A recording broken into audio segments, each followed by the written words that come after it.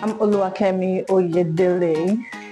My expectation from the workshop training is getting to know the theories and practices of building a business as an entrepreneur, and also networking, getting to know people and to get skills too.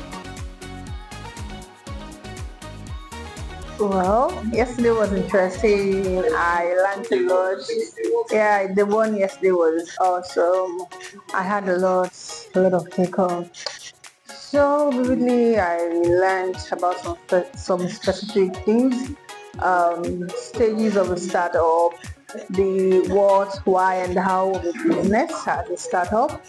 I also learned about empathy mapping, trying to get investors to invest in your business. Yeah, I also read about SWOT analysis, chaos analysis. Talking about SWOT analysis, the opportunities, the traits, your strength as a person, how it intertwine with your strength as a business. So it was really a lot. I learned a lot.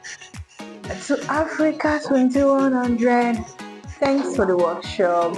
Thanks for the opportunity. It was a lot. So even everything I got was even beyond my expectation. Thank you so much. God bless you.